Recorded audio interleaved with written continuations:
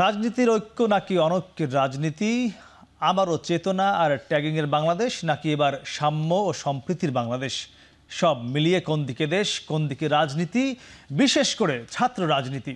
৫ আগস্টের আগের ঐক্যবদ্ধ বাংলাদেশে আবারও কেন হাঁটছে অনৈক্য আর হানাহানির দিকে? ফ্যাসিবাদ মুক্ত বাংলাদেশের ক্যাম্পাসগুলোতে আবারও কেন অস্ত্রের ঝনঝনানি, কেন রক্তপাত? তাহলে কি অধরাই থেকে যাচ্ছে জুলাই গণঅভ্যুত্থানে দেশের জন্য জীবন দেয়া আবু সাঈদ, ওয়াসিম আর মুগ্ধের কাঙ্ক্ষিত বাংলাদেশ? দর্শক, এসব নিয়ে আমাদের আজকের এখন প্রকাশ। পুরো আয়োজনে আপনাদের সাথে আছি আমি মাহমুদ রাকিব। আজ আমাদের আলোচনার বিষয় তাড়াতাড়ি কাড়াকাড়ি। আর নিয়ে কথা বলতে আমাদের সাথে আছেন বাংলাদেশ জাতীয়তাবাদী ছাত্র দলের সাধারণ সম্পাদক নাসির উদ্দিন নাসির, আছেন বৈষম্য বিরোধী ছাত্র আন্দোলনের দপ্তর সম্পাদক জাহিদ আহসান ও বাংলাদেশ ইসলামী ছাত্র শিবিরের সেক্রেটারি জেনারেল নুরুল ইসলাম সাদ্দাম। আপনাদের সবাইকে স্বাগত। নুরুল ইসলাম সাদ্দাম, আমরা একটু শুরুতে আপনার কাছ থেকে জানতে চাই, গতকাল আপনারা ঢাকা বিশ্ববিদ্যালয়ের মধুর ক্যান্টিনে একটি সংবাদ সম্মেলন করেছেন, সেখানে বলেছেন জাতীয়তাবাদী ছাত্রদল নিষিদ্ধ ঘোষিত ছাত্র সংগঠন ছাত্রলীগের পথ অনুসরণ করছে। কেন, কোন কোন কাজের জন্য আপনাদের মনে হলো এই বিষয়টি? ধন্যবাদ জানাচ্ছি আপনাকে। আপনি লক্ষ্য করবেন যে আমাদের যে সংবাদ সম্মেলনটি হয়েছে, ওই সংবাদ সম্মেলনের পরপরই একটা প্রেস ব্রিফিং এসেছে ছাত্র দলের পক্ষ থেকে, যেটা একেবারে অনাকাঙ্ক্ষিত ছিল। সেখানে তারা বলেছে যে মধুর ক্যান্টিনে যেখানে আমরা সংবাদ সম্মেলন করেছি, এই বিষয়টা নাকি ওইখানে মধুদায়ের সাথে বা তার পরিবারের সাথে প্রতারণার শামিল। এলিগেশনে তারা উল্লেখ করেছে যে জামাত ইসলামী যেহেতু স্বাধীনতা বিপক্ষে ছিল, নৈতিকভাবে তাদের এটা দায় বর্তায় যে এইটা ছাত্র শিবিরের উপরেও দায় বর্তাবে এবং সেখানে তারা প্রোগ্রাম করতে পারবে না। তো এই যে কথাগুলো তারা বলছে, আমাদের পক্ষ থেকে নিন্দা জানিয়েছি। তারা একদিকে আমাদের বলছে যে না, ওপেন রাজনীতিতে আসেন আপনারা, সব ভালোভাবে ক্যাম্পাসগুলো ফাংশন করি। যখন আমরা সদস্য সম্মেলন করি ওপেন, অসংখ্য ছাত্রদের নিয়ে আমাদের সকল সদস্যরা উপস্থিত ছিল, সেখানে তাদের বক্তব্য ছিল যে এইটা একটা মানে পাতানো একটা বিষয়, একটা প্রতারণার মতো। পজিটিভ কোনো বিষয়গুলো যখন ছাত্রদল নিতে পারছে না, এটা আমাদের কাছেও একটা আশ্চর্যবোধ হচ্ছে যে গঠনমূলক কার্যক্রম তো নেওয়া উচিত তাদের। দ্বিতীয়ত হচ্ছে মধুর ক্যান্টিনের যে ঘটনাগুলোর অবতারণা বা যে ব্যাপারে তারা স্টেটমেন্ট দিয়েছে, একই অ্যালিগেশন তো ছাত্রদলের ব্যাপারেই আছে যে রাজু ভাস্কর্যের সামনে তারা প্রোগ্রাম করে, অথচ রাজুর হত্যাকাণ্ডের সাথে ছাত্রদল জড়িত, এটা ছাত্র ইউনিয়নের স্টেটমেন্ট আছে। দ্বিতীয়ত হচ্ছে ঢাকা বিশ্ববিদ্যালয়ের মতো জায়গায় 20 জনের অধিক হত্যাকাণ্ডের ঘটনা ঘটেছে ছাত্রদলের আন্তঃকন্দল অথবা ছাত্রদলের মাধ্যমে, 20টার অধিক। তো 20-এর অধিক হত্যাকাণ্ডের কারণে এই দায় নিয়ে ছাত্রদলকে তো ক্যাম্পাসেই থাকা উচিত না, যদি তাদের লজিকটাই তারা এখানে সামনে নিয়ে আসে। তো আমাদের কাছে মনে হচ্ছে যে আমরা এই জাতীয় স্টেটমেন্ট দেওয়ার মধ্য দিয়ে যে ধরনের বিভাজনের দিকে নিয়ে যাচ্ছি নিজেদেরকে, সেটা আসলে ক্যাম্পাসের জন্য, দেশের জন্য, সামগ্রিক মানে রাজনৈতিক পরিবেশের জন্য খুব বেশি ভালো হচ্ছে না। আচ্ছা, কিন্তু না, আপনি যে বলছেন ছাত্রলীগের পথ অনুসরণ করছে, এই 5 আগস্টের পরের হিসেবে আপনারা বলছেন, সেটি কেন? সেটি যদি সুস্পষ্ট কোনো কারণ আছে? এখানে তো একটা বড় বিষয় হচ্ছে, আমরা যখন মত প্রকাশ করছি, আমাদের কথাগুলো বলার চেষ্টা করছি সংবাদ সম্মেলন করে, তখন তাদের প্রতিবন্ধকতা যে না এটা করবেন কেন বা এইখানে করা ঠিক হয়নি। তার মানে হচ্ছে 5 আগস্টের পূর্বে ইসলামী ছাত্র শিবির কার্যক্রম করতে গিয়ে যে ধরনের বাধার মুখোমুখি হচ্ছে বিভিন্ন ক্যাম্পাসগুলোতে, আমরা সেই ধরনের কথাবার্তা যখন তাদের কাছ থেকে শুনি, সেটা আমাদের জন্য কষ্টদায়ক হয়। দ্বিতীয়ত হচ্ছে ছাত্রলীগ যে ধরনের ট্যাগিংয়ের কথাগুলো, ট্যাগিংয়ের রাজনীতি করতে, একই রকম অবস্থা আমরা এখানে দেখছি। কুয়েটের ঘটনায় দেখবেন কোনো ধরনের প্রমাণ সাক্ষী ছাড়াই তারা মিছিল করলো, ছাত্র শিবির নাকি এই ঘটনা ঘটিয়েছে, অথচ তারা অস্ত্রসহ যুবলীগের কর্মীরা যারা ওইখানে উপস্থিত ছিল সব আইডেন্টিফাইড। যুগান্তর পত্রিকার গত 2 দিন আগেও স্পষ্টভাবে সব ঘটনাগুলো এসেছে, কিন্তু কোনো কথা ছাড়াই এটা হচ্ছে ছাত্র শিবির ঘটিয়েছে। সাধারণ ছাত্রদের সাথে তাদের কোনো ধরনের সংঘর্ষ হলে অথবা কথা কাটাকাটি হলে এটা ছাত্র শিবিরের উপর দিয়ে দায় চাপিয়ে দিচ্ছে। জি, আমরা আসবো। নাসিরউদ্দিন নাসির, আপনার কাছে যেতে চাই। আমরা দেখেছি 5 আগস্টের আগে নিষিদ্ধ ঘোষিত ছাত্র সংগঠন ছাত্রলীগ, তারা ছাত্র শিবির ট্যাগ দিয়ে ছাত্র দলকেও বিভিন্ন জায়গায় হামলা করেছে, সাধারণ ছাত্রদের তো করেছেই, এমন অসংখ্য নজির আছে, এমন অসংখ্য উদাহরণ আছে। তো সেইখানে আমরা দেখলাম 5 আগস্টের পর আপনারাও ছাত্র শিবিরকে সেই স্পেসটা দিচ্ছেন না, যেটি ছাত্র শিবিরের সাধারণ সম্পাদক বা সেক্রেটারি জেনারেল তিনি এই মুহূর্তে বললেন। রাজু ভাস্কর্যের কথা একটু উদাহরণ হিসেবে বলেছে যে তাহলে সেখানে কেন ছাত্রদল প্রোগ্রাম করে যদি মধুর ক্যান্টিনে ছাত্র শিবির না করতে পারে? প্রথমত হচ্ছে এটি খুবই দুর্ভাগ্যজনক যে হচ্ছে যেভাবে ছাত্রলীগকে কম্পেয়ার করা হচ্ছে 5ই আগস্ট পরবর্তী সময়ে বাংলাদেশে রাজনীতির দিকে আপনি তাকিয়ে দেখেন, ছাত্র শিবির 5ই আগস্টের পরবর্তী সময়ে প্রত্যেকটি ক্যাম্পাসে স্বাভাবিক রাজনীতি করছে। কোথাও কি কোনো বাধার সম্মুখীন হয়েছে? বা পূর্বে মধুর ক্যান্টিনে গত 15.5 বছর ধরে ছাত্র শিবির কি কখনো যেতে পেরেছে? বা ঢাকা বিশ্ববিদ্যালয়ে কোনো ব্যানার ছিল? তাহলে কিভাবে ছাত্রলীগের জায়গায় ছাত্র দলকে কম্পেয়ার করা হচ্ছে? এটি আমাদের কোনোভাবে বোধগম্য নয়। আমরা আমাদের স্বাধীন মতামত প্রকাশ করেছি। আমরা বলেছি যে মহান মুক্তিযুদ্ধের সময় যে মধুদাকে হত্যার বিষয়ে যে 25শে মার্চ স্বাধীনতা পরবর্তী সময়ে এটি খুবই নিশ্চিতভাবে লিখিত দলিল রয়েছে যে জামাত ইসলাম এবং যেটি পূর্বে ছাত্রসংঘ ছিল তাদের প্রত্যক্ষ ভূমিকায় বা প্রত্যক্ষ মদতে মধুদাকে হত্যা করা হয়েছে। এবং সেই নৈতিক জায়গা থেকে ছাত্র শিবিরের মধুর ক্যান্টিনে সংবাদ সম্মেলন করাকে আমরা নৈতিকতার বিষয়ে মানদণ্ড করেছি। কিন্তু এটাকে যদি আপনি জাস্টিফাই করেন ছাত্রলীগের বিষয়ে বা ছাত্রদলকে, তাহলে হচ্ছে গত 15.5 বছর ধরে ছাত্রলীগ যত অপকর্ম করেছে, দুঃশাসন, অপশাসন, পিটিয়ে মানুষ মেরে ফেলা অথবা প্রকাশ্যে গুলি করা, দর্শন, সেই ছাত্রলীগের জুলুমকে আপনি ক্ষুদ্র করে দেখবেন ছাত্রদলকে কম্পেয়ার করার বিষয়ে। আমরা আমাদের স্বাধীন মতামত প্রকাশ করেছি, আমাদের মতামত প্রকাশ করার অধিকার রয়েছে। আপনারা সেটি জাস্টিফাই করবেন, আপনারা ব্যাখ্যা দিতে পারবেন। কিন্তু আপনি যদি মনে করেন যে আমি আমার স্বাধীন মতামত প্রকাশ করার মাধ্যমে আপনি যদি মনে করেন যে ছাত্রদল ছাত্রলীগের পদ অনুসরণ করেছে, তাহলে আপনি ছাত্রলীগ যে অপকর্ম করেছে অথবা যে জুলুম করেছে সেই জুলুমকে আপনি অত্যন্ত ক্ষুদ্র করে দেখেছেন, সেটা আমরা মনে করছি। এবং আমরা মনে করছি রাজু ভাস্কর্যের কথা বলেছে। দেখুন, বাংলাদেশ জাতীয়তাবাদী ছাত্রদল বহুবার বলেছে যে রাজু ভাস্কর্যের যে রাজু হত্যাকাণ্ডের বিষয়ে বাংলাদেশ জাতীয়তাবাদী ছাত্রদলের কোনো সংশ্লিষ্টতা নেই। এটি একটি অন্তঃকোন্দল হয়েছে ছাত্রলীগের সন্ত্রাসীদের সাথে। সুতরাং এই জায়গাতে আমাদের যে সুনির্দিষ্ট অবস্থান সেটি আমরা পুনর্ব্যক্ত করছি। এবং ছাত্র শিবির মধুর ক্যান্টিনে সংবাদ সম্মেলন করেছে, স্বাধীনতা বা মহান মুক্তিযুদ্ধের এটি অবমাননা করেছে। এটিকে যদি আপনি রাজু ভাস্কর্যের সাথে কম্পেয়ার করে আপনি যদি আপনার দায় এড়িয়ে যান, তাহলে এটি আপনার বিবেচনা বোধের জায়গাটুকুতে যে আপনি হচ্ছে আক্ষরিকত্বে আপনি যে অবমাননা করেছেন সেটি কিন্তু কোনোভাবে এড়িয়ে যেতে পারেন না। আমরা আমাদের অবস্থান ব্যাখ্যা করেছি। আমরা কোনোভাবে মনে করছি না যে ছাত্রদল ছাত্রলীগের অবস্থান দখল করছে, বরং এই জায়গা থেকে আমরা যেটি স্পষ্টভাবে বলছি, এরকম ব্যাখ্যা যদি তৈরি করা হয় তাহলে ছাত্রলীগ গত 15.5 বছর ধরে যেরকম অপকর্ম দুঃশাসন করেছে সেটাকে আপনি জাস্টিফাই করে দিচ্ছেন যে একটি ক্ষুদ্র অক্ষে বা আক্ষরিকত্বে। আচ্ছা জাহিদ হাসান, আপনার কাছে কি মনে হয় এই যে 5 আগস্টের যে বলা হচ্ছে যে নতুন বাংলাদেশের ফ্যাসিবাদ মুক্ত হওয়া, মানে এরপর কি এই এখন যেটি ছাত্রদল ছাত্র শিবির করছে বাংলাদেশের সমস্ত জায়গায়, সেটি গণমাধ্যম হোক, সামাজিক যোগাযোগ মাধ্যম হোক কিংবা ক্যাম্পাসগুলোতে হোক, মানে এটি কি আপনাদের কি পীড়া দেয় কিনা? হ্যাঁ, এটি নিশ্চয়ই আমাদেরকে পীড়া দেয়। এরকম পরিস্থিতি অনাকাঙ্ক্ষিত ছিল। আমরা গত 5ই আগস্ট যে মহান বিজয় উদযাপন করেছি, যে বিজয় পেয়েছি, 16 বছরের স্বৈরাচারী শাসনকে আমরা পতন হতে বাধ্য করেছি। তারপরে ছাত্রদের মধ্যে যে ছাত্ররা এই আন্দোলনের নেতৃত্ব দিয়েছে, ছাত্রদের মধ্যে এরকম বিভাজন, এরকম অনৈক্য নিশ্চয়ই আমাদেরকে মর্মাহত করে। কিন্তু কিছু জায়গাতে আমার মনে হয় পুরানো যে কালচার, পুরানো রাজনৈতিক যে সংস্কৃতি, সেই সংস্কৃতিকে ভাঙা উচিত। যেমন দেখুন, আমরা গত কয়েকদিন ধরে যেটা লক্ষ্য করলাম যে স্থানীয় সরকার নির্বাচন নিয়ে অনেক কথাবার্তা হচ্ছে। সরকারের তরফের একাংশ থেকে বলা হচ্ছে যে তারা জাতীয় নির্বাচনের আগে স্থানীয় নির্বাচন চান। বৈষম্যবিরোধী ছাত্র আন্দোলনও মনে করে যে জাতীয় নির্বাচনের আগে স্থানীয় সরকার নির্বাচন হওয়া উচিত। এটা আমাদের একটি পজিশন। এখন এই পজিশন সত্য হতে পারে, ভালো হতে পারে, দেশের জন্য খারাপ হতে পারে, যে কোনো কিছুই হতে পারে। এটি আমাদের রাজনৈতিক দূরদর্শিতা হতে পারে, কিংবা রাজনৈতিকভাবে আমাদের ভুল পদক্ষেপ হতে পারে, যে কোনো কিছু হতে পারে।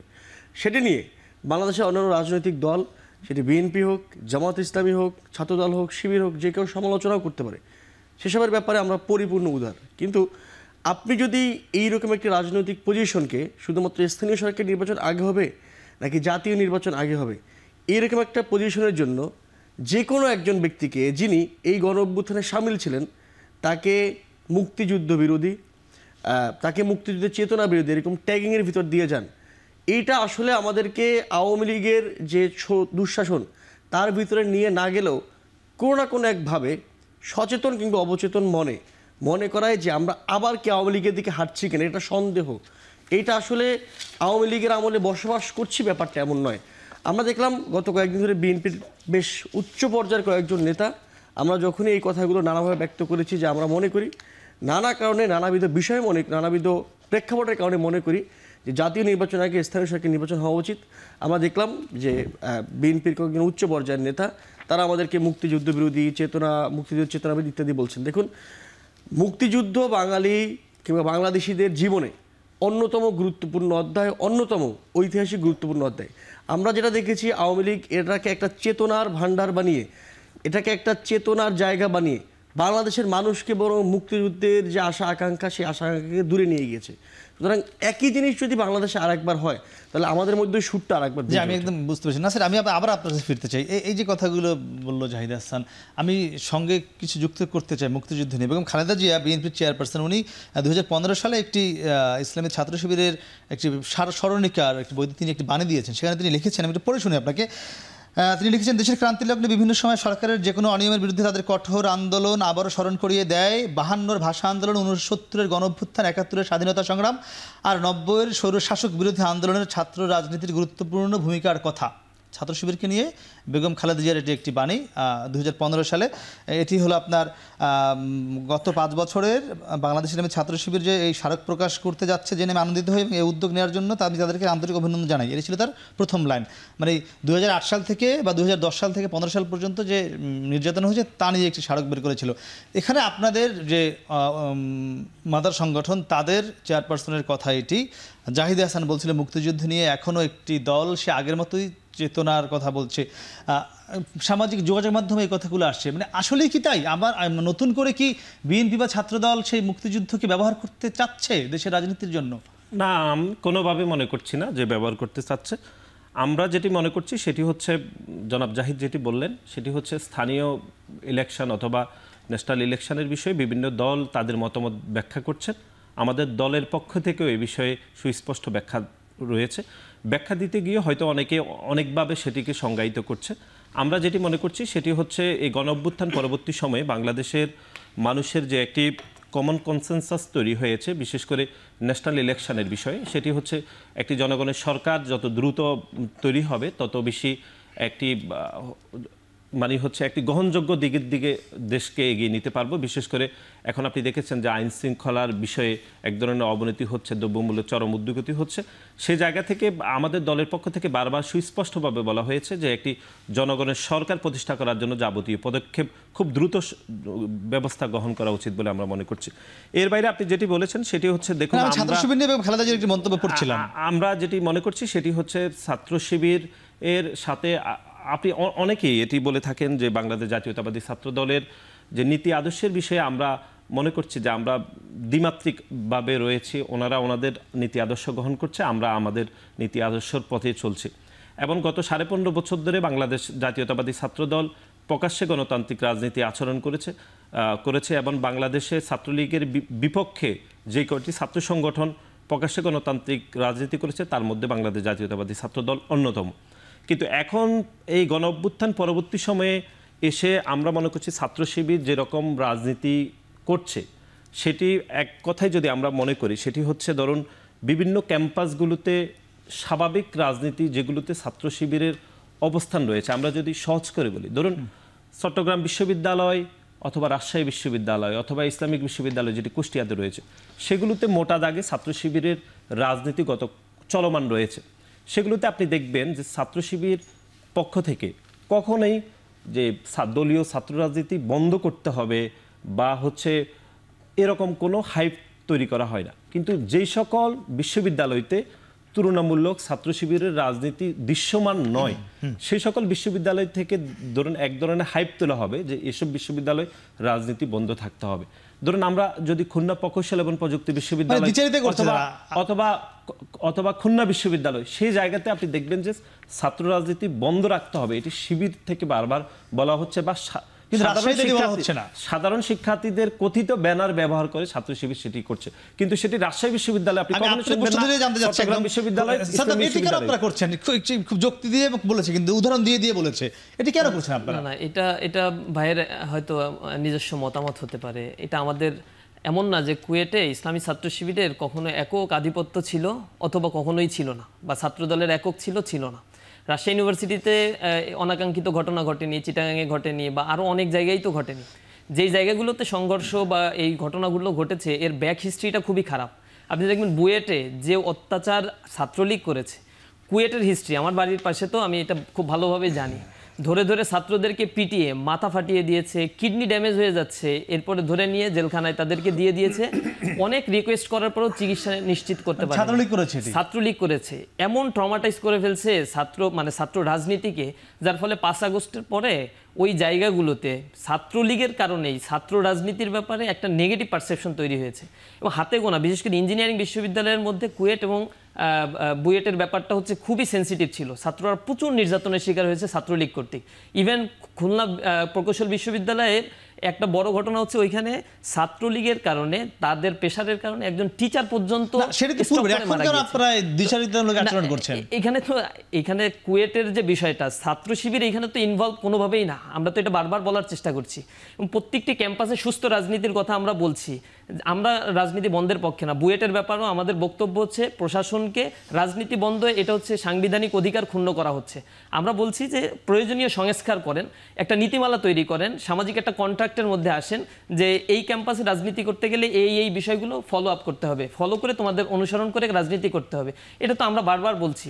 ক্যাম্পাসগুলোতে রাজনৈতিক চর্চা না হলে জাতীয়ভাবে রাজনৈতিক কন্ট্রিবিউশন বা পলিটিক্যালি কন্ট্রিবিউশনে স্টুডেন্টদের অংশগ্রহণ অনেক কমে যাবে, যে জিনিসটাই হচ্ছে মূলত সমস্যা সৃষ্টি করবে।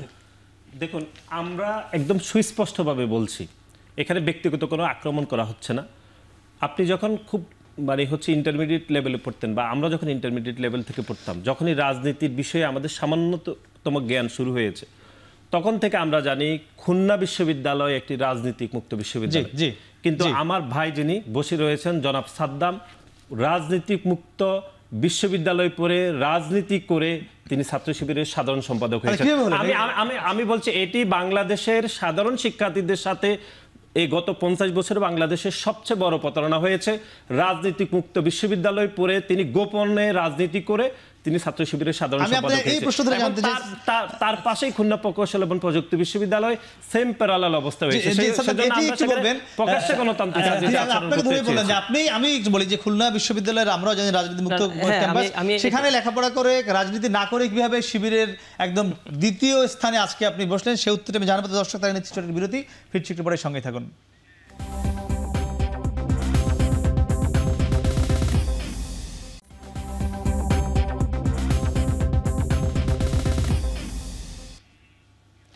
ফিরলাম বিরতির পর, কথা বলছিলাম তাড়াতাড়ি কারাখারা নিয়ে ছাত্র রাজনীতির বিষয়।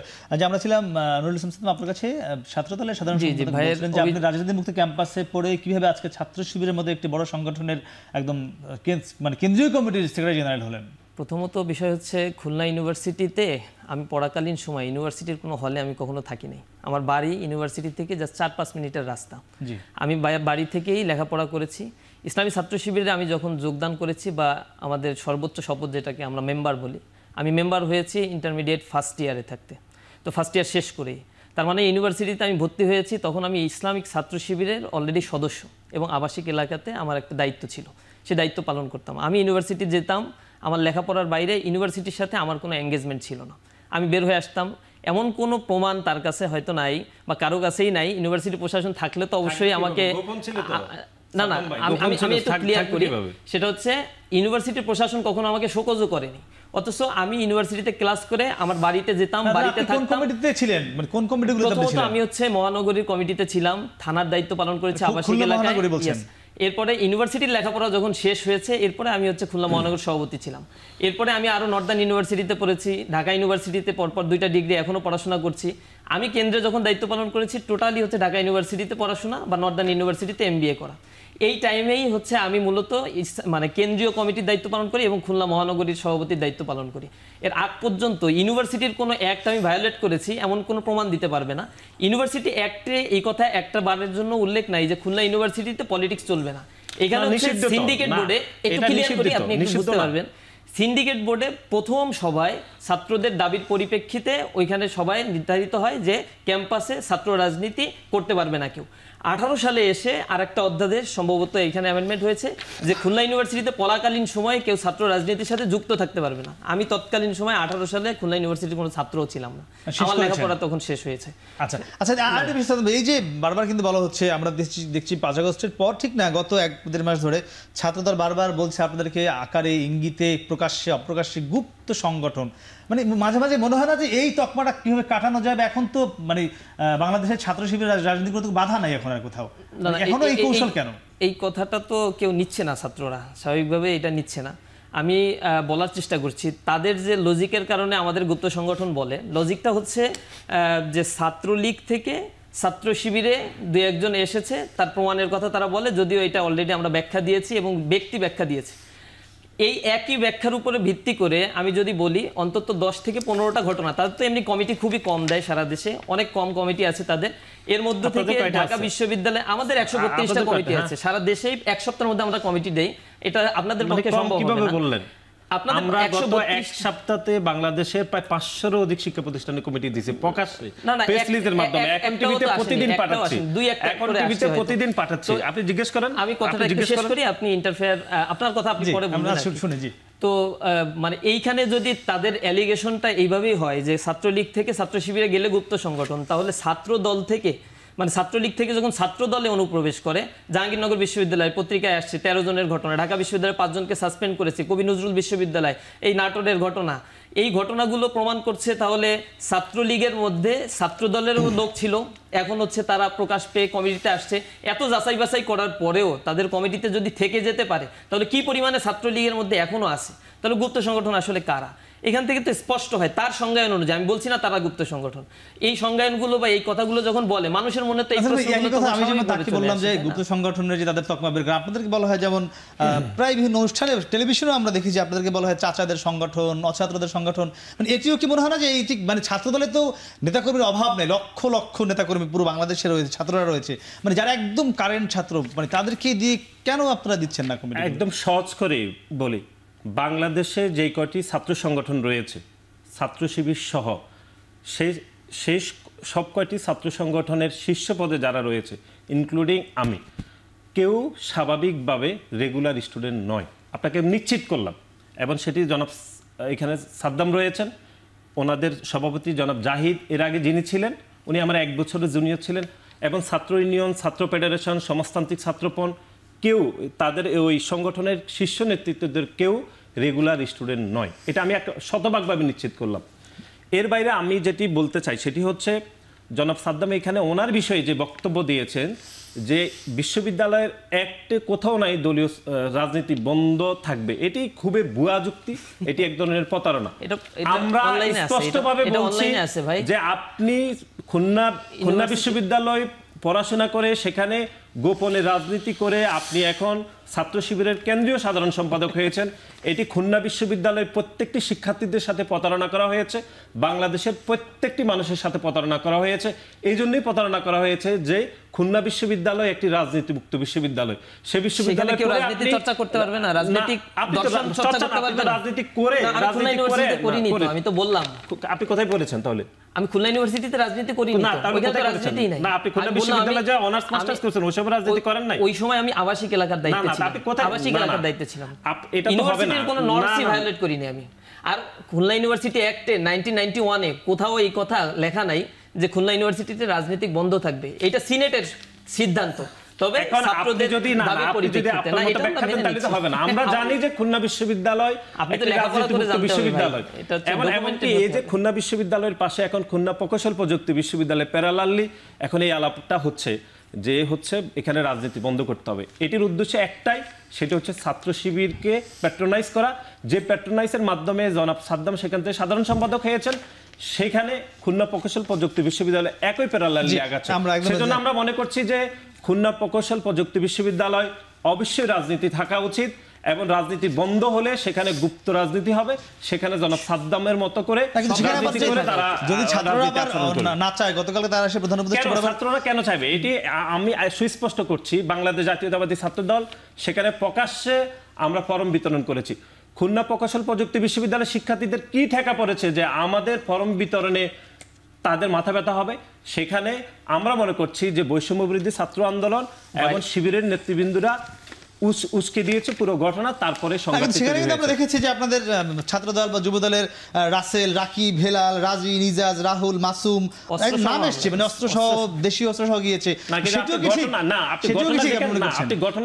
একটা প্রশ্ন করতে চাই, যেখান থেকে তৈরি হয়েছে সেটার তো ব্যাখ্যা দিতে হবে। ফরম যারা নিয়েছে তাদেরকে কারা প্রথমে হামলা করেছে সেটি গণমাধ্যমে প্রকাশিত হয়েছে। আমি একটু আমাকে সুযোগ দিলে আমি আরেকটু আরো কিছু কথা বলতে চাই। আমি অনেকক্ষণ ধরে বলি না, ভাইরা বলছেন, আমার শুনতে ভালো লাগছিল। আমি আপনি একটু ওইটার সাথে বলবেন যে নাসিরউদ্দিন বলছিলেন যে মানে তিনি কিন্তু ছাত্র শিবির ইউনিয়ন সবাইকে বলছিলেন এবং অনেকটা গর্ব নিয়ে বলার মতো যে সবার বয়সী বেশি যারা ছাত্র সংগঠন আগে শেষ করেছে বলছিলেন ছাত্র সংগঠন দেখাতে পারবেন না আপনি। জি আচ্ছা, এটা একটু বলবেন। জি জি, আমি অনেকগুলো বিষয় বলতে চাই। প্রথম কথা হচ্ছে, আমরা মনে করি, বৈষম্য ছাত্রদের মনে করে, ভাই যেটি বলেছেন যে বাংলাদেশের কোনো এক্সিস্টিং ছাত্র সংগঠনের প্রেসিডেন্ট কিংবা সেক্রেটারি নিয়মিত ছাত্র নন। আমরা এই পুরো কালচারটাকে একটি খারাপ কালচার বলে বিবেচনা করতে চাই। ছাত্র রাজনীতি করবে যারা নিয়মিত ছাত্র, এখনও বিশ্ববিদ্যালয় ক্যাম্পাসে পড়ালেখা করছে, কলেজে পড়ালেখা করছে, তারা এই যে বাংলাদেশে দীর্ঘদিন ধরে চলে আসছে যে যারা একটা সংগঠনের সভাপতি, সাধারণ সম্পাদক হতে গেলে তাকে এই পরিমাণের সময়, তাকে এই পরিমাণে শ্রম এবং এই পরিমাণে মাদার পার্টির নেতাদের পিছনে দৌড়াইতে হয় যে তার বিশ্ববিদ্যালয়ের যে জীবন 6 বছরের কিংবা 7 বছরের যে পড়ালেখার জীবন, সেটা শেষ হয়ে আরও কয়েক বছর তাকে ওই কাজে থাকতে হয় এবং তারপরে সে সভাপতি কিংবা সাধারণ সম্পাদক হতে পারে। এই যে পুরো কালচারটা, যেটা আমরা ছাত্রলীগের মধ্যে দেখতাম, ছাত্রদলের সভাপতি তিনি, ছাত্রদলের সেক্রেটারি তিনি নিজে বললেন যে তাদের মধ্যেও আছে, অন্যান্য ছাত্র সংগঠনগুলো ছাত্র শিবিরের কথা বললেন। এই পুরো কালচারটাকে আমরা একটা বাজে কালচার মনে করি। আমরা মনে করি বিশ্ববিদ্যালয় ক্যাম্পাসে, কলেজের ক্যাম্পাসে ছাত্র রাজনীতি থাকবে এবং সেই ছাত্র রাজনীতি নিয়মিত যারা ছাত্র আছেন তারা করবে। পরের বিষয়টি, আচ্ছা আমি আরেকটু আসি, যেটি ভাই বলছিলেন যে এই আমরা পুরো দেশ জুড়ে যেটা দেখছি যে দেশের আইন শৃঙ্খলা পরিস্থিতি যথেষ্ট অবনতি হয়েছে, ছিনতাই বেড়ে যাচ্ছে, আমরা ধর্ষণের অনেকগুলো ঘটনা দেখলাম, এবং এর পরিপ্রেক্ষিতে ভাই যেটি বললেন যে একটি জনগণের সরকার দরকার। এই যে জনগণের সরকার দরকার, এই সরকারটা তাহলে কাদের? কারা 5ই আগস্ট শেখ হাসিনা পতনের আগে ক্যান্টনমেন্টে গিয়েছিল? আমরা গিয়েছিলাম? কোনো ছাত্ররা গিয়েছিল? বৈষম্য ছাত্রদের কোনো সমন্বয় গিয়েছিল? 5ই আগস্ট সন্ধ্যাবেলা কারা বঙ্গভবনে প্রথমে ঢুকেছিল? কারা আমাদেরকে বঙ্গভবন এবং ক্যান্টনমেন্টে নিয়ে যেতে চেয়েছিল? সেখানে বিএনপির কোনো নেতা ছিল না, জামাতের নেতৃবৃন্দ ছিল না, তারা তো তখন ছাত্রদেরকে নিয়ে যাওয়ার প্রয়োজন বোধ করেনি। তো এই সরকারটা কাদের? এই সরকার গঠনের সময় বিএনপি সেই টেবিলে ছিল না।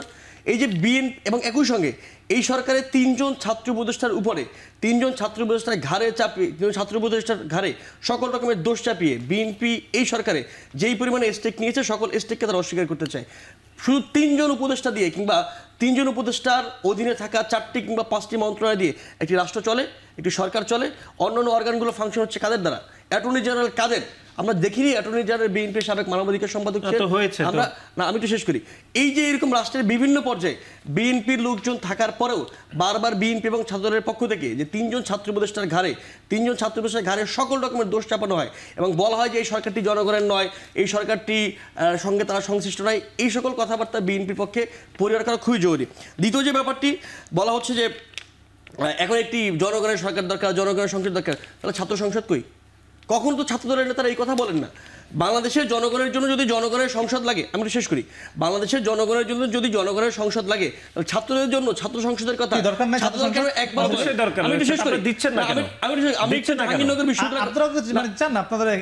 আমরা তো অবশ্যই বলছি, বারবার বলছি, খুব দ্রুত দিতে হবে ছাত্র সংসদ। আমি বলছি দ্রুত দিতে হবে।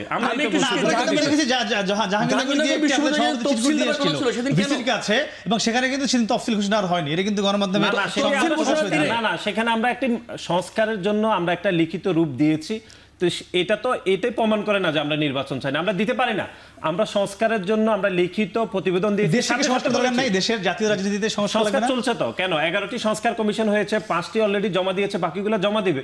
সংস্কার তো চলছে, সংস্কারের প্রক্রিয়া চলছে। বিশ্ববিদ্যালয়ে বেশি দরকার একটু না, সবকিছুতেই দরকার রয়েছে। আমরা দেশে সংস্কার দরকার, বিশ্ববিদ্যালয় দরকার নাই। হ্যাঁ, বিশ্ববিদ্যালয় আপনারা দরকার। চান না, আপনারা আগে ছাত্র সমাজ আছেন সেখানে আমরাও বলেছি যে ডাকসুর যে নীতিমালা রয়েছে সেই নীতিমালায় কিছু পরিবর্তন করতে হবে। এই পরিবর্তনটা জাতীয় সংসদের মতো না বা একটা দেশের মতো না যে সংসদ অধিবেশন ডাকতে হবে, সব দলের সহমত হতে হবে, বিশাল এক কর্মযজ্ঞ না। একটা ক্যাম্পাসের মানে গঠনতন্ত্র সংস্কার করতে খুব বেশি সময় লাগার কথা না। এটা জাস্ট 2-3টা মিটিং করলেই। গতকাল আমরা দেখেছি সিলেট মহানগর জামাত সিলেট এমসি কলেজের যে একজনকে পিটিয়ে আহত করা হয়েছে সেটি নিয়ে ছাত্র শিবিরকে দায়ী করে তারা বিবৃতি দিয়েছে। আপনাদেরই মুরব্বী সংগঠন বা আপনাদের অভিভাবক সংগঠন জামাত, এটি নিয়ে আপনাদের প্রতিক্রিয়া কি? আমি সে তো জানবো দর্শক, তারা কিন্তু ছোট একটি বিরতি ফিরছে, একটু পরে সঙ্গে থাকুন।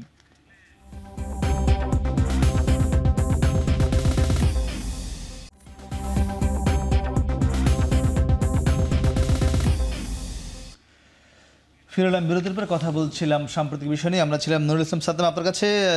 সিলেট মহানগর বাংলাদেশ জামায়াত ইসলামী তারা সিলেট এমসি কলেজে যে একটি ঘটনা ঘটেছে গত 19 ফেব্রুয়ারি, সেটি নিয়ে যে বক্তব্য দিয়েছে জামাতের মহানগর আমির, এবং সেখানে তিনি অনেকটা ছাত্র শিবিরকে দায় দিয়েছেন বা তিনি দুঃখ প্রকাশ করেছেন ঘটনার জন্য। এটি নিয়ে যদিও আপনারা ইতিমধ্যে একটি লিখিত বিবৃতি দিয়েছেন, কিন্তু মানে আপনাদেরই মুরব্বী সংগঠন, আপনাদের কি? প্রথমত বিষয় হচ্ছে জামাত ইসলামী ছাত্র শিবিরের কোনো অভিভাবক সংগঠন বা আমরা বলি অঙ্গ সংগঠন এই জাতীয় কোনো জায়গা আমাদের নাই। আমরা হচ্ছে আদর্শিক কারণে একে অপরের প্রতি লায়াবল না। চিটাগাঙে আপনি দেখেছেন যে কেউ অন্যায় করলে ইসলামী ছাত্র শিবির কথা বলবে। তো জামাত ইসলামী যদি কোথাও ভুল করে, ইসলামী ছাত্র শিবির তাদেরকে সংশোধন দেয়, কথা বলার চেষ্টা করে। সিলেটে যে ঘটনা ঘটেছে তারা হয়তো রাজনৈতিক কোনো মিটিংয়ে ওই দলের সাথে বসেছিল, জামাতের হয়তো মহানগর আমিরের পুরো ঘটনা সম্বন্ধে ধারণা নেই, তারা কথা বলতে বলতে বিষয়গুলোতে হয়তো সে বায়াসড হয়ে গিয়েছে, কথা বলেছে। আমরা এটাকে নিন্দা জানিয়েছি এবং বলেছি তার কথা তিনি সব কিছু জেনে উইথড্র করবেন। আর এই ঘটনাকে কেন্দ্র করে ঘোলাপানিতে মাছ শিকারের যে চেষ্টাটা আমরা দেখলাম ছাত্র দলের, এটা আমাদেরকে অবাক করেছে এবং এটা রাজনৈতিক অনেকটা দেউলিয়াত্বের মতো অবস্থা। যে প্রথমত যে ছেলেটা আহত হয়েছে সেটা হচ্ছে তালামিজের ছাত্র সংগঠনের সে একজন কর্মী, কিন্তু একজন তালামিজের কর্মীর প্রতি তাদের যে আবেগ অনুভূতি দেখলাম, অন্য ছাত্র সংগঠনের কি আহত হলে এরকম করবে বলে আমাদের আশা।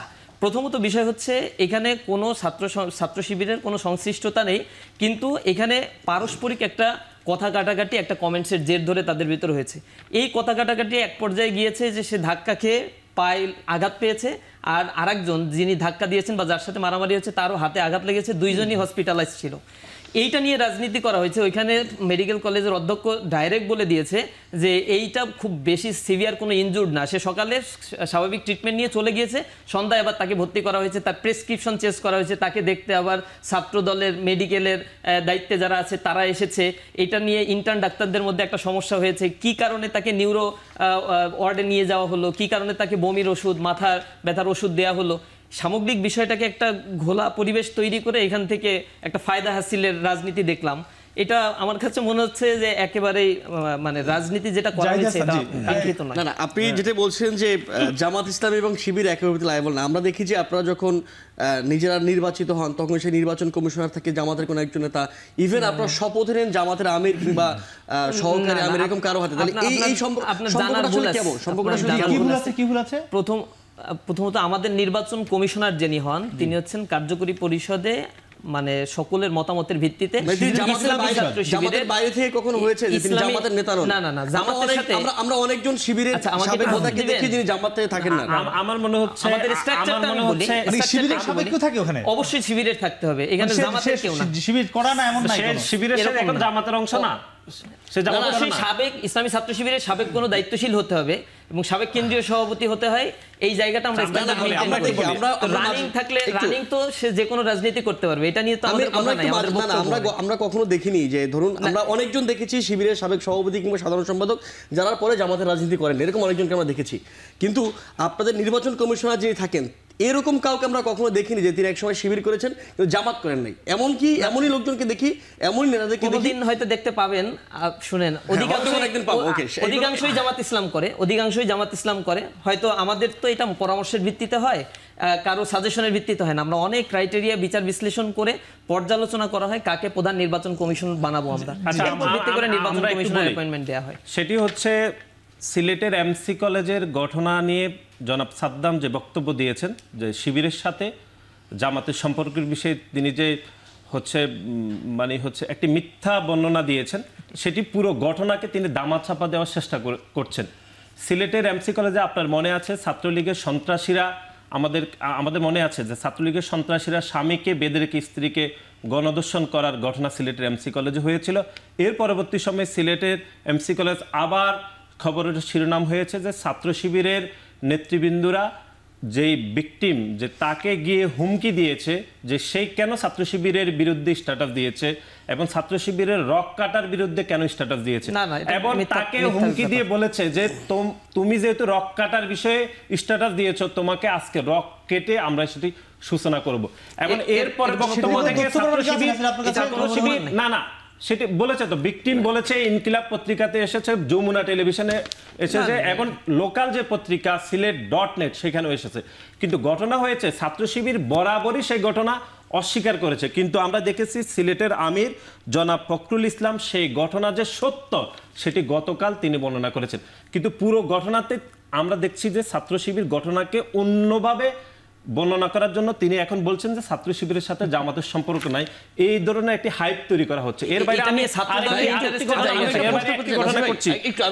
আপনি ভাই যেহেতু তথ্য প্রমাণের কথা বললেন, আপনারা গত কয়েকদিন আগে টিএসসিতে সংবাদ সম্মেলনে কুয়েটের যে ঘটনার পুরোপুরি প্ল্যানিং এর এবং মাস্টারমাইন্ডের দায় চাপিয়েছেন বৈষম্য বিরোধী ছাত্র আন্দোলনের আহ্বায়ক জনাব হাসনাতুল্লাহর উপরে। এই ব্যাপারে আপনার কাছে কোনো তথ্য প্রমাণ আছে? আচ্ছা, আমরা দেখছি, বলুন।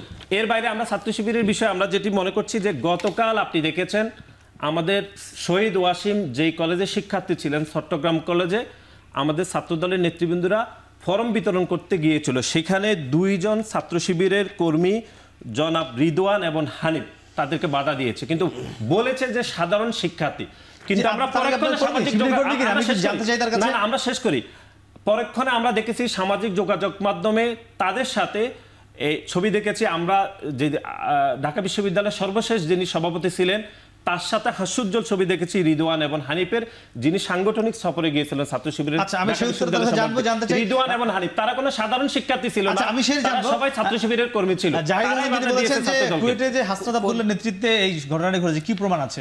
আমরা যেটি মনে করছি যে আমাদের যে 3 জন শিক্ষার্থী ফরম নিয়েছে তারা পরবর্তী সময় 18ই ফেব্রুয়ারি যারা তখন খুলনা প্রকৌশল এবং প্রযুক্তি বিশ্ববিদ্যালয়ে গিয়েছিল, বৈষম্য বিরোধী ছাত্র আন্দোলনের যে মিছিল হচ্ছিল সেই মিছিলের নেতৃত্ব দিচ্ছিলেন ওমর ফারুক, যিনি বৈষম্য বিরোধী ছাত্র আন্দোলনের ওই শাখার আহ্বায়ক ছিলেন, যেই কমিটি 7 জানুয়ারি প্রকাশিত হয়েছে। তার নেতৃত্বে প্রথমে হামলা করা হয়েছে, যেটি গণমাধ্যমে প্রকাশিত হয়েছে, সামাজিক যোগাযোগ মাধ্যমে সেটি ভাইরাল হয়েছে। আমাদের যে সাংগঠনিক টিম সেখানে গিয়েছে তারা সবাই পরীক্ষা নিরীক্ষা করে দেখেছে যে ঘটনার পরপরই বৈষম্য বিরোধী ছাত্র আন্দোলনের কেন্দ্রীয় থেকে এটি মনিটরিং করা হয়েছে এবং সেই পুরো ঘটনাকে মানে মনিটরিং এর প্রসেস আপনি করেছেন কিনা জানেন? আমি যদি অফিস থেকে মনিটরিং করে আমি নিশ্চয়ই জানবো। আমি তো না শুনেন, ওমর ফারুকের নেতৃত্বে হামলা হয়েছে, যিনি বৈষম্য বিরোধী ছাত্র আন্দোলনের আমাকে শেষ করতে ওমর ফারুকের নেতৃত্বে হামলা হয়েছে, তিনি খুলনা প্রকৌশল প্রযুক্তি বিশ্ববিদ্যালয়ের বৈষম্য বিরোধী আন্দোলনের আহ্বায়ক। এবং আমাদের যে সাংগঠনিক টিম সেখানে গিয়েছে সকাল থেকে তারা কাজ করে আমাদেরকে রিপোর্ট করেছে পুরো ঘটনাটি ঢাকা থেকে মনিটরিং করা হয়েছে। এবং আপনি ওমর ফারুকের কথা তো অস্বীকার করতে পারেন না। শিবিরও ছিল, আপনারা শিবিরের কথা বলছেন? শিবিরের কথা তো বলেছি, আমরা শিবিরের কথা তো বলেছি সেখানে। আচ্ছা, এটা তো ক্লিয়ার হয়েছে যে মাঝে মাঝে তারা বলছে হাসনাত মনিটরিং করেছে, মাঝে মাঝে বলছে হচ্ছে ওইখানে বৈষম্য বিরোধীর যারা ছিল আবার শিবিরও ছিল। আমি একটু করেছে শিবিরকে একটা আরেকটার পরিপূরক, মানে একটা পরিপূরক এবং শিবিরকে আলাদা করে দেখছি না, একটা আরেকটার পরিপূরক। এটাই ট্যাগিং এর রাজনীতি। What's happening right now. আচ্ছা, আমি যেখানে আমি একটু এই শেষ কথা শুরু করি, এই যে বলছে বৈষম্য বিরোধী ছাত্রদের এবং শিবির এইটাই ট্যাগিং যেটা এখন ঘটছে। সুতরাং আমরা ওই সংখ্যাটা পাচ্ছি যে বলা হচ্ছে যে ছাত্রলীগের পথে ছাত্ররা হাঁটছে কিনা, সেটা এখনই ঘটছে যখন বলা হচ্ছে বৈষম্য ছাত্র এবং ছাত্র শিবির এক অপরের পরিপূরক। আমরা দেখেছি ছাত্র শিবির নাম দিয়ে গত 16 বছর না কোনো ট্যাগিংয়ের রাজনীতি। তা আপনি বলুন, ওনারা বলো যে বাংলাদেশ জাতীয়তাবাদী ছাত্র দল সেখানে প্রকাশ্যে ফরম বিতরণ করেছে বিশ্ববিদ্যালয় ক্যাম্পাস থেকে 2 কিলোমিটার দূরে। তাইলে খুলনা প্রকৌশল এবং প্রযুক্তি বিশ্ববিদ্যালয়ের শিক্ষার্থীদের কি ঠেকা পড়েছে যে ছাত্র দলের ওই 3 কর্মীকে তারা মারধর করবে, যেখানে বৈষম্য বিরোধী ছাত্র আন্দোলনের একটি কমিটি রয়েছে যেটি এই বছরের জানুয়ারি 7 তারিখে প্রকাশিত হয়েছে, ছাত্র শিবিরের একটি গোপন কমিটি রয়েছে। তাহলে আপনি বলুন যে আপনাদের গোপন কমিটি কেন তারা সাধারণ শিক্ষার্থীরা কেন আমাদের এখন গোপন কমিটি কোথায় রয়েছে বা রয়েছে কিনা কথাগুলো সব হচ্ছে অ্যাজাম্পশনের উপরে বলে, তো অনেক কথা তো আমরাও বলে ফেলতে পারি, সেই জিনিসগুলো আমরা আনতে চাই না। একটা দায়িত্বশীল ছাত্র সংগঠন এই কথাগুলো বলতে পারে না। আমি এখন যদি তার ব্যক্তিগত বিষয় টেনে নিয়ে আসি, তার আব্বা হচ্ছে আওয়ামী লীগের রাজনীতির সাথে জড়িত, সামহাও তিনি আওয়ামী লীগকে প্রোটেকশন দেন, এই কথার কোনো ভিত্তি আছে? তার বাবা তো যে কোনো রাজনীতি করতে পারে। না না, অবশ্যই প্রমাণ আছে, এটা পত্রিকায় আছে, পত্রিকার নিউজ আছে, আমার কাছে আছে। আমার বিষয়টা হচ্ছে এইরকম কথার চালাচালি দিয়ে তো সমাধান আসে না। আসলে আমার যদি অপরাধ হয় আমি সে অপরাধ স্বীকার করব। কুয়েটে ছাত্র রাজনীতি নিষিদ্ধ হয়েছে এবং এই নিষিদ্ধের ব্যাপারে আমরা বলেছি কোনো ক্যাম্পাসেই ছাত্র রাজনীতি নিষিদ্ধ থাকা উচিত নয়, প্রয়োজনীয় নীতিমালা করে রাজনীতি চলা উচিত। তো যেখানে রাজনীতি নাই, ক্যাম্পাসে ছাত্ররা চাচ্ছে না, সেই জায়গায় আমরা কমিটি তো দেই নাই, ছাত্রদল সেখানে যেমন আপনার আব্বা আওয়ামী লীগের নেতাকে নিয়ে আপনি বলছেন প্রমাণ আছে কিনা, তারা অনেক কিছু বলছে, আপনি বলছেন প্রমাণ আছে কিনা। যাই, এই যে প্রমাণের পাওয়ার একটি ব্যাপার রয়ে যায়, এটি কি ট্যাগিং কিনা? আমি একটু জাস্ট দুইটা লাইন বলবো। দুজন ট্যাগ দিল, ছাত্রদল শিবিরকে দিল, শিবির ছাত্রদলকে দিল। আমার প্রশ্নটা ছিল যে আমাদের আহ্বায়ক হাসান আব্দুল্লাহর কুয়েটের ঘটনার ভূমিকা কি? ধরে নেন আমি কিছুক্ষণের জন্য মেনে নিলাম, আমি এই কথা সার্বজনীনভাবে মেনে নিচ্ছি না, যে এই কুয়েটের ঘটনা যা হয়েছে, যে এই অনাকাঙ্ক্ষিত পরিস্থিতি করেছে, পুরোটা দায় কুয়েট বৈষম্য ছাত্র আন্দোলন, এটা আমি মেনে নিলাম কিছুক্ষণের জন্য। কিন্তু ধরুন ওনাকে যখন আমি বললাম, এই ব্যাখ্যাটি চাইলাম যে হাসনাত আব্দুল্লাহ কোথায়, উনি যে ব্যাখ্যা দিলেন একবারও হাসনাত আব্দুল্লাহ নামটি উচ্চারিত হয়নি। তিনি বলছেন ওমর ফারুক, তিনি বলছেন না না, ওই ট্যাগিংটা তো পরে হয়েছে। তিনি বলছেন কি বৈষম্য বিরোধী এবং শিবির দুইটা একেবারে পরিপূরক। আপনাদের ওমর ফারুক যে জড়িত ছিল আপনি একবার ব্যাখ্যা দিয়েছেন। আমাকে শেষ করতে দিন। ওমর ফারুক নিজে হামলায় অংশগ্রহণ করেছে। আমি একদম আপনাদের শেষ প্রশ্ন করেছি, আমি শেষ করব। সেটি হলো যে 2013 সালে বিএনপি মিডিয়া সেলের যে একদম ভেরিফাইড ফেসবুক, সেখানে বলেছে যে বিএনপি চেয়ারপারসনের সঙ্গে জামাতের আব্দুল কাদের মোল্লার স্ত্রী এবং জামাতের যে আইনজীবী আব্দুর রাজাক দেখা করেছে, এটি আপনাদের সেই মিডিয়া সেল থেকে প্রকাশ হয়েছে। আমরা খালেদা জিয়ার একটি বিবৃতি বললাম, তিনি শিবিরকে স্বীকৃতি দিয়েছে 69, 71 নানান বিষয়। তো এখন আপনারা যে রাজনীতি করছেন, যে মুক্তিযুদ্ধ বিরোধী বলছেন শিবিরকে, তাহলে আপনাদের কি পুরনো যে আপনারা এক হয়ে কাজ করেছেন, সর্বদলীয় ছাত্রকে ছিল, সে বিষয়ে ক্ষমা চেয়ে আসবেন কিনা আপনারা? না, শিবিরের সাথে আমাদের আমরা শিবিরের সাথে আমাদের নীতি আদর্শগত পার্থক্য তো সবসময় ছিল, কিন্তু আমরা মনে করছি যে বিএনপির সাথে জামাতের যে সম্পর্ক সেটি একটি আন্দোলনমুখী সম্পর্ক ছিল। সেখানে শিবিরের সাথে বাংলাদেশ জাতীয়তাবাদী ছাত্র দলের কোনো আন্তঃসম্পর্ক ছিল না। আমরা সেটা কখনোই সর্বদলীয় ছাত্র ঐক্য ছিল না। এবং সর্বশেষ বাংলাদেশ জাতীয়তাবাদী ছাত্র দল এক মঞ্চেই প্রোগ্রাম করেছে 2006 সালের রাজনৈতিক আন্দোলনের মন ছিল, রাজনৈতিক আন্দোলনের মন ছিল, সে সময় আমাদের রাজনৈতিক আন্দোলনের মন ছিল, সবার সাথে সবাই ছিল রাজনৈতিক আন্দোলনের।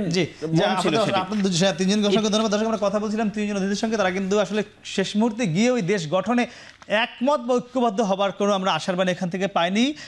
একে অপরকে ট্যাগিং করে যাচ্ছেন, একে অপরকে নানানভাবে দোষারোপ করে যাচ্ছেন। আমরা প্রত্যাশা করব জাহিদ হাসান যেটি বলেছে যে এই বাংলাদেশকে গড়তে হলে, একসঙ্গে এগিয়ে যেতে হলে সবাইকে এক হতে হবে, ঐক্য হতে হবে, তাহলেই 5 আগস্টের পর যে নতুন বাংলাদেশের স্বপ্ন দেখছে 16 কোটি মানুষ, সেটি বাস্তবায়ন সম্ভব। সেই প্রত্যাশায় শেষ করছি। শুভরাত্রি।